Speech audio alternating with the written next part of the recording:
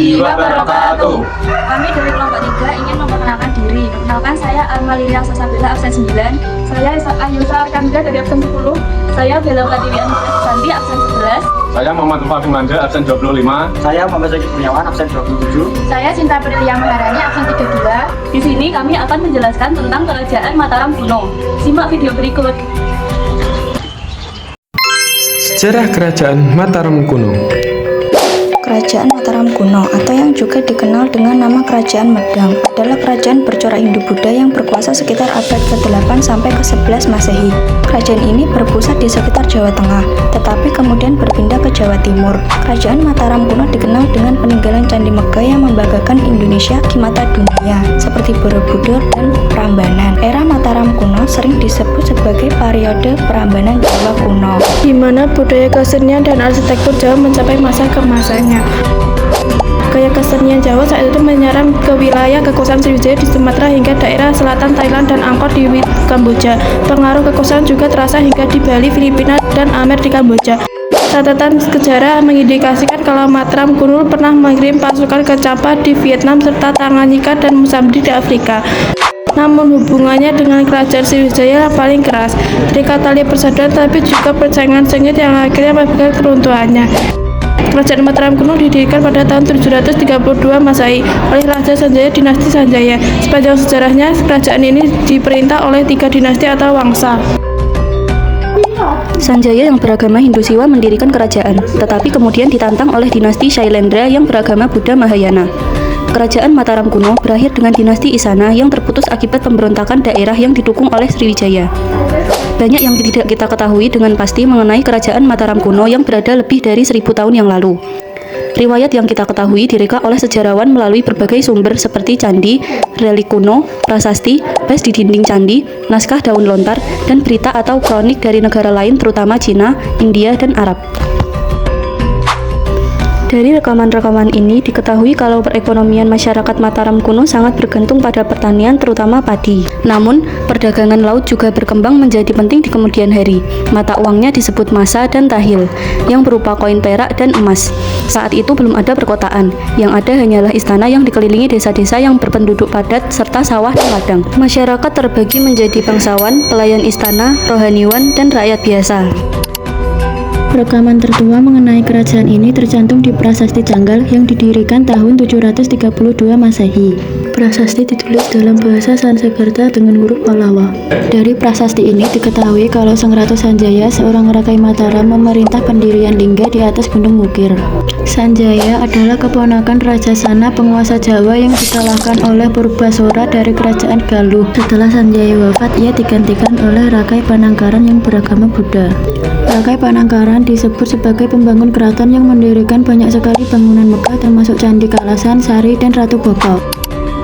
Masa antara kekuasaan Rakai Panangkaran dan Dia Balitung yaitu antara 760 hingga 910 Masehi dianggap sebagai puncak peradaban Jawa kuno.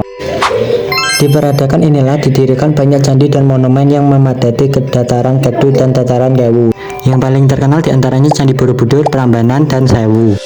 Pengganti Panangkaran adalah Darat Mindhat atau Raja Indra. Ia meneruskan tradisi pembangunan arsitektur megah. Selain itu, Raja Indra dikenal dengan gelar yang penaklukan musuh yang berani karena banyak mengirim pasukan militer untuk menaklukkan banyak kerajaan lainnya. Ia berasal dari dinasti Salilendra dan juga memerintahkan Sriwijaya selain Mataram kuno. Kedua raja berikutnya yaitu Semaratrawira dan Semaratungga tidak banyak mengirim pasukan militer ke luar negeri. Mereka memiliki untuk menjaga perdamaian dan kesejahteraan rakyat sendiri, sekaligus menerus pembangunan candi-candi bercorak Buddha.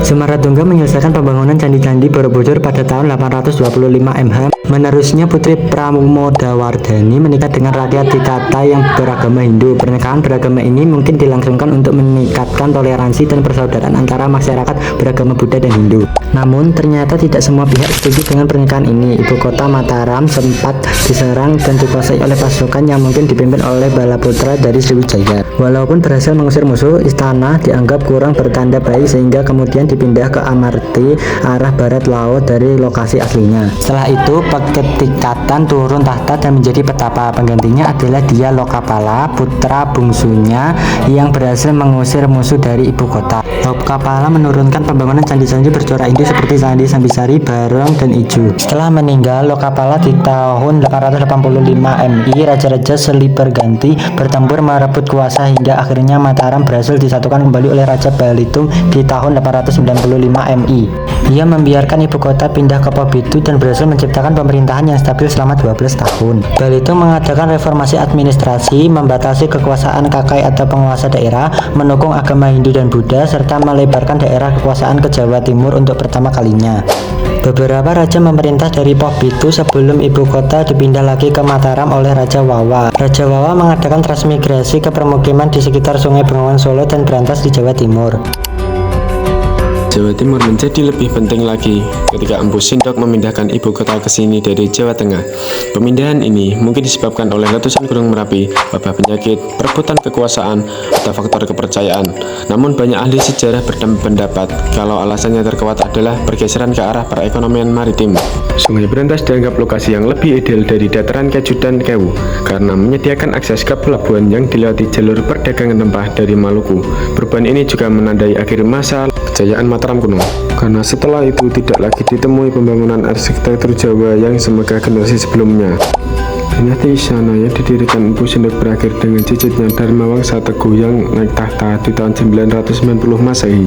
Saat itu terjadi permusuhan sengit dengan Sriwijaya yang ingin mengeklaim daerah Mataram kuno di bawah dinasti Sailendra. Dharma Wangsa mengirim pasukan ke Palembang, tetapi serangan ini gagal. Sriwijaya berhasil mengusir pasukan Dharma Wangsa kemudian dengan bantuan Raja dinasti Song dari Cina. Alih-alih mengatakan Sriwijaya Dharma Wangsa beserta keluarga kerajaan malah terbunuh ketika haji yang didukung Sriwijaya menyerang istana saat pernikahan anak perempuan Dharma Wangsa. Dengan peristiwa yang dikenal sebagai Paralaya Mataram ini berakhirlah kerajaan Sriwijaya. Namun, garis keturunan Isyana terus berlanjut melalui Airlangga, yaitu keponakan Dharma Wangsa yang mendirikan kerajaan Medang Kahuripan di tahun 19 Masehi sekarang. Sekian video dari kelompok kami. Bila ada kesalahan mohon dimaafkan. Wassalamualaikum warahmatullahi wabarakatuh.